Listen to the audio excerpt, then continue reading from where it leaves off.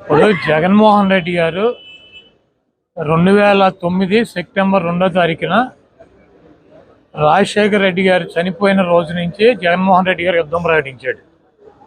సోనియా గాంధీతో ఢీకొట్టి, చంద్రబాబును ఢీకొట్టి 16 నెలలు జైలు జీవితం అనుభవించి ఈ రాష్ట్రంలో తెలుగుదేశం పార్టీకి, కాంగ్రెస్ పార్టీకి డిపాజిట్లు పోగొట్టి, కాంగ్రెస్ పార్టీని ఈ రాష్ట్రంలో కూకటి వేళ్లతో సహా పెగిలించి, చంద్రబాబు నాయుడు 40 సంవత్సరాలు అనుభవం ఉన్నటువంటి వ్యక్తిని 23 సీట్లకు పరిమితం చేసి 151 సీట్లతో పవన్ కళ్యాణ్ని 2 చోట్ల కూడా చిత్తుగా ఓడించి, చంద్రబాబు నాయుడు తనయుడు లోకేష్ని మంగళగిరిలో మట్టి కరిపించి ఆయన అభ్యర్థుల మీద వీళ్ళని ఓడించి ఈ రాష్ట్రంలో ముఖ్యమంత్రిగా జైత్రయాత్ర జగన్మోహన్ రెడ్డి గారు కొనసాగిస్తున్నారు.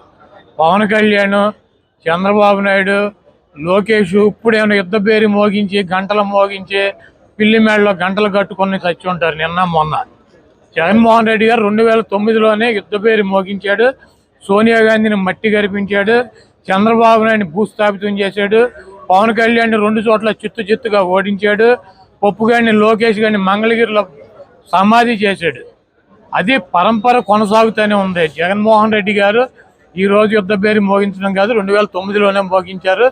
పవన్ కళ్యాణ్, చంద్రబాబు నాయుడు, లోకేష్, అడుగుడిపోయిన బక్కీటు, తోలు బక్కీటు, వీళ్ళందరూ కూడా, ఈ బోరగాళ్ళందరూ కూడా వచ్చినా కూడా జగన్మోహన్ రెడ్డి గారు ఇంటికి కూడా పీకలేరు. గతంలో కూడా చెప్పాం, మాకు వైఎస్ఆర్ కాంగ్రెస్ పార్టీకి 50% పైన ఓటింగ్ ఉంది. జగన్మోహన్ రెడ్డి గారు చేసేటువంటి సంక్షేమ కార్యక్రమాలు, అభివృద్ధి కార్యక్రమాలు ఈ రాష్ట్ర ప్రజలు గెలిపిస్తారు.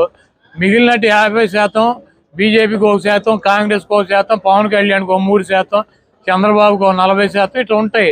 వీళ్ళందరూ కలిసినా కూడా ఓటు ఏమి ట్రాన్స్ఫర్ అయ్యేటువంటి పరిస్థితి ఉండదు. చంద్రబాబు నాయుడు విచిత్రంగా మాడుతూ ఉంటాడు.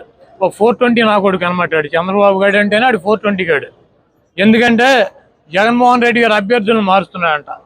ఎంఆర్ఓలకు ట్రాన్స్ఫర్లు ఉంటాయి, అధికారులకు ట్రాన్స్ఫర్లు ఉంటాయి, ఎమ్మెల్యేలకు కూడా ట్రాన్స్ఫర్లు ఉంటాయి అంటాడు. మరి వీడి 420 గాడు 78లో కుప్పంలో పోటీ చేశాడు, చంద్రగిరిలో పోటీ చేశాడు 78లో కాంగ్రెస్ పార్టీ తరఫున. కుప్పం నుంచి చంద్రగిరి 110 కిలోమీటర్లు. ఈయన పోటీ చేసిన చంద్రగిరి నుంచి కుప్పం 110 కిలోమీటర్లు, కర్ణాటక బోర్డర్లో, తమిళనాడు బోర్డర్లో ఉంటుంది అది. మరి వీడు ఎట్లా ట్రాన్స్ఫర్ అయ్యలేడండి చంద్రగిరి నుంచి కుప్పం?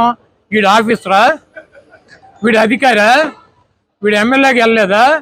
అన్ని సొల్లు నా కొడుకు, సొల్లు మాటలు, సొల్లు నా కొడుకు అనమాట. నా ట్రాన్స్ఫర్లు ఉంటాయని నాకు తెలియదు. విచిత్రంగా ఈడే కదా అసలు ట్రాన్స్ఫర్ ఎప్పుడు 89లో వెళ్ళాడు, 30 సంవత్సరాల నాడు వెళ్ళాడు ఈ ట్రాన్స్ఫర్ అయ్యి చంద్రగిరి నుంచి కుప్పం. మరి వీడు కొడుకు అక్కడ మంగళగిరిలో స్కూల్లో చదువుకున్నాడా? వీడు ఊరు మంగళగిరా, లేకపోతే వీడు పుట్టింది, వీడు పెరిగింది మంగళగిరా? మరి ఈడేటో వచ్చాడు పప్పు నా కొడుకు మంగళగిరి పోటీ చేయటానికి ట్రాన్స్ఫర్ అయ్యి రాలేదా? హైదరాబాద్లో చేయొచ్చుగా, లేకపోతే ఆడి బాబు చంద్రగిరిలో చేయొచ్చుగా. మరి పవన్ కళ్యాణ్ భీమవరంలో పుట్టి గోళీలు ఆడాడా, లేదా గాజువాకలో సంక్రాంతాడా?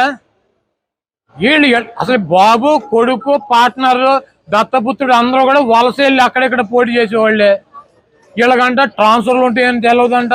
ఓరిడి అమ్మ చంద్రబాబు నటన చూస్తే మామూలుగా ఇంటి వారాలు సిగ్గుపడతాడు. ఆయనే చెప్పాడు, నా అల్లుడు పెద్ద నటుడు, దొంగ నా కొడుకు అని చెప్పి.